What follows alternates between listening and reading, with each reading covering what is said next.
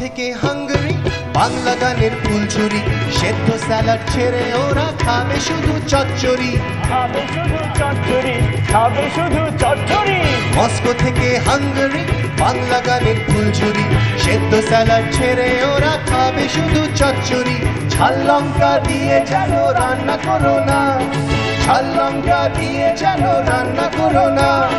কে বললো?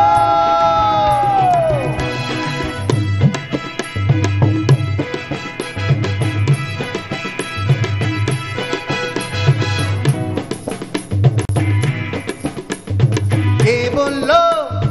কে বললো? কে বললো? কে বললো? কে বললো? কে বললো? কে বললো? কে বললো? কে বললো বাংলা গানে নাচা যায় না? দুহাত তোলো আকাশে বলো ঠিকঠাক ঠিকঠাক, দিদি নাচো দাদার সাথে কেউ দেবে না প্যাক। নাচছে দেখো আমেরিকা, নাচে যায় না। কে বললো বাংলা গানে নাচা যায় না? ওরে কে বললো বাংলা গানে নাচা যায় না? ওগো কে বললো বাংলা গানে নাচা যায় না? জমজমাট একেবারে যাকে বলে। ওয়েল, যে বাংলা গানের গান তুমি শুনলে এতক্ষণ ধরে তার নাম অপার বাংলা। কে বললো যে বাংলা গানে সত্যি নাচা যায় না? আমার তো মনে হচ্ছে এই বাংলা গান শুনলে সান্টা ক্লজও নেচে উঠবে, দুলিয়ে আরামসে হালকা করে নেচে উঠবে। ওয়েল, অপার বাংলা এই যে ব্যান্ড, কত বছর হলো তোমাদের? আমরা 2009-এর ধরো মাঝামাঝি শুরু করেছি। জাস্ট হাঁটা দেওয়া শুরু হয়েছে আর কি, বছর দুয়েক জাস্ট। এখন ড্রাইভিং লাইসেন্স পাইনি, সিঙ্গিং লাইসেন্স পেয়েছো, দ্যাটস ড্যাম গুড ট্রুলি। তো এখনো পর্যন্ত কোন কোন জায়গায় শোজ করেছো তোমরা? এখন অব্দি আমেরিকার তোমার বিভিন্ন শহরে প্রায় 20টা অনুষ্ঠান হয়েছে। ওকে, তো এবারই প্রথম দল বেঁধে সান্টা ক্লজের সঙ্গে আমরা কলকাতায় এসেছি। আচ্ছা, তার মানে এই প্রথম বলতে গেলে দেশের বাইরে শো? এই প্রথম নিজের দেশের শো। নিজের দেশের শো মানে যে অর্থে বাংলা ব্যান্ড যারা কলকাতায় রয়েছে তারা কলকাতায় বাইরে গেলে বলে যে দেশের বাইরে যাচ্ছি। তোমরা যেহেতু ইউএস বেস্ট, তোমাদের প্রথম বিদেশ যাত্রা কিন্তু স্বদেশে আসা। এখনো পর্যন্ত কলকাতায় কটা শো করেছো? আমাদের এই সোমবার মানে গেল সোমবার সিটিটা লঞ্চ হলো ICCR এ। তারপর কয়েকটা তোমার অনুষ্ঠান করেছি, মানে তোমার রেডিও স্টেশন অনেকগুলো অনুষ্ঠান হয়েছে।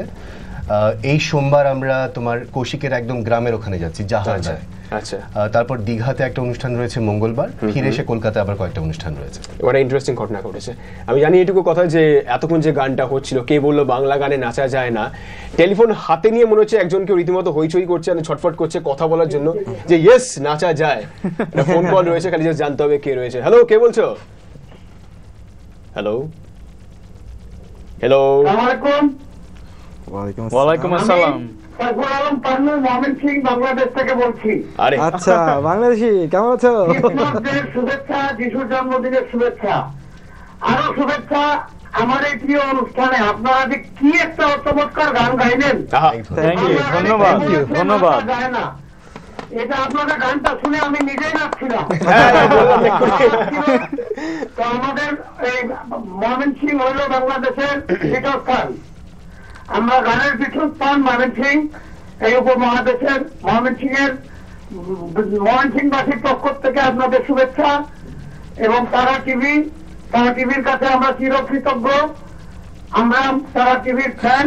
আমরা তারা টিভি দেখার জন্য অনেক উলট পালট হয়ে যাচ্ছে জীবন। বাসার থেকে বেরোবো না, রাত্রে বলে সারা রাত জেগে থাকো, আমাদের একটা মুশকিল হয়ে গেছে, একটা ট্রিটমেন্ট দিন। আর আপনাদের মাধ্যমে আমি তারা টিভির একজন যন্ত্রী, ওই মাইকেল ব্যানার্জি, যিনি স্যাক্সোফোন বাজায়, ওনাকে একদিন চাচ্ছি। আচ্ছা দাদা, নিশ্চয়ই চেষ্টা করবো দাদা, নিশ্চয়ই আপনার অনুরোধ রক্ষা করার চেষ্টা করবো আমরা। তবে আজকে একটু অন্যভাবে সাজাচ্ছি, কারণ আজকে অপার বাংলার সঙ্গে রয়েছে। আচ্ছা, এবার কথা তো হলো, কিছুক্ষণ হলো, এবার তোমাদের আলাদা আলাদা করে পরিচয় জানতে চাই। কারণ আমি একটু আগে পড়াশোনা করছিলাম, জানছিলাম একটু একটু করে যে তোমরা মিউজিক্যালি যদিও এক সূত্রে, কিন্তু প্রত্যেকের পড়াশোনার জায়গা আলাদা। তো সেইগুলো কিভাবে এক জায়গায় একসঙ্গে এলো জানতে চাই। মানে ব্যান্ডটা কিভাবে শুরু হয়েছিল? ব্যান্ডটা শুরু হয়েছিল আমি 2009-এ ধরো মানে মাঝামাঝি একটা অনুষ্ঠানে গেছি, তো বস্টনে, ওখানে বাঙালি অ্যাসোসিয়েশনে। তো সেই অনুষ্ঠানের তোমার মূল জিনিসটা না দেখে আমি বাইরে দেবদীপকে দেখতে পেলাম আর দেবদীপ ফার্স্ট, তারপর জানলাম ও গিটার বাজায়। তারপর আমার স্টাডিতে ফিরে এসে বইপত্র সরিয়ে দিয়ে আমরা গান বাজনা শুরু করলাম। আমাদের সঙ্গে রামা ছিল, রামা আসবে অনুষ্ঠানের পরে। তারপর কৌশিক এলো ব্যান্ডে। কৌশিক ও মানে আগেই বললাম তবলা বাজায়, ঢাকঢোল বাজায়, আমাদের মাথাও বাজায় অনেক সময়। তারপর ওই 2009 আমি ঈদের একটা অনুষ্ঠানে গিয়ে ফাওয়াদকে দেখলাম। আচ্ছা, তো দেখলাম অনেকেই বেসুরে গেয়ে যাচ্ছেন আর ফাওয়াদ সুরে পিয়ানো চেষ্টা করে বাজিয়ে যাচ্ছে। তো তারপর ফাওয়াদকে ধরলাম, আচ্ছা। সেখানেই ব্যান্ডটা তৈরি হলো, একটা নিউক্লিয়াস তৈরি হলো। তারপর ফাওয়াদ নিয়ে এলো পলকে, মানে ফাওয়াদ আর পল হচ্ছে ওরা একই স্কুলে পড়েছে, মানে একসঙ্গে অনেকবার ফেল করেছে একই ক্লাসে। ফেলো করেছে। তো তারপর পল নিয়ে এলো লরাকে, Okay. লরা আমাদের ড্রামার। সর্বশেষে সানিন এলো, সানিনকে মানে ফাওয়াদি নিয়ে এলো, মানে অনেক বছর ধরে চেষ্টা করছিল ব্যান্ডে ঢোকার, তারপর বোধহয় একটু ঘুষ টুস দিয়ে ঢুকেছে। অ্যাপ্লিকেশন দিয়ে রেখেছিলাম, কিন্তু আমাদের মধ্যে তো আর কি শুধু মানে এটুকু বলতে পারি অ্যাপ্লিকেশন ঘুষ হয় না। টুস দিয়ে ফাইনালি মানে হি ইজ ভেরি খুশ। কিন্তু it was good. আর সর্বশেষে কিশোর দা এসছেন, কিশোর দা আমাদের ব্যান্ডের ম্যানেজার। আচ্ছা, তো তিনি আমাদের সবার মানে বয়োজ্যেষ্ঠ, কিন্তু উৎসাহের দিক থেকে সবচেয়ে বেশি উনি। সবচেয়ে ইয়াং একদম। আচ্ছা, তোমাদের প্ল্যান কিরকম রয়েছে, মানে নেক্সট ইয়ার্স গুলোতে তোমরা কি আরো মিউজিক্যালি কি আরো এক্সপেরিমেন্ট করতে চাইছো, বাংলা গানকে বিদেশে বসে সেখানে কিভাবে ছড়িয়ে দিতে চাইছো আরো বেশি করে, কি প্ল্যান তোমাদের?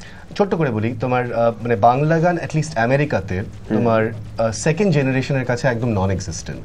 রাইট, মানে সেকেন্ড জেনারেশন ভারতীয় গান বা সাউথ এশিয়ান গান বলতে মানে বাংলাদেশের অ্যাকচুয়ালি ছেলে মেয়েদের একটু বেটার অবস্থা আমি যতটুকু দেখেছি, বিশেষ করে ভারতীয় বাঙালিরা সেকেন্ড জেনারেশন যারা ওই দেশে জন্ম হয়েছে, হ্যাঁ। তারা ভারতীয় গান বা সাউথ এশিয়ার গান বা এ ধরনের গান বলতে একমাত্র ভাংড়া বোঝে। তো সেই জিনিসটা আশা করি আমরা মানে খানিকটা পাল্টে দিতে পারবো, মানে চেষ্টা। কারণ ধরো আমার মানে আমি যা দেখেছি আমাদের অনুষ্ঠানে ছোট ছোট বাচ্চারা আসে, তারা আমাদের গানের কথা বোঝে না বোঝে আমাদের সঙ্গে গায়। বা তোমার হাই স্কুলের বাচ্চাদেরকে দেখেছি প্ল্যাকার্ড নিয়ে ছুটে বেড়াচ্ছে। তো তারা সাধারণত অনুষ্ঠানগুলোতে তারা বাইরে লুকোচুরি খেলে, মানে ভেতরে কোন বাংলা অনুষ্ঠান হচ্ছে তারা দেখেই না। এইটা একটা আমাদের কাছে চ্যালেঞ্জ, যে কিভাবে তাদেরকে মানে যেভাবে এখানকার ছেলেমেয়েরা এক্সাইটেড হয়ে বাংলা গান শোনে সেই জিনিসটা যাতে ওইখানেও হয়। আর তাছাড়া আরেক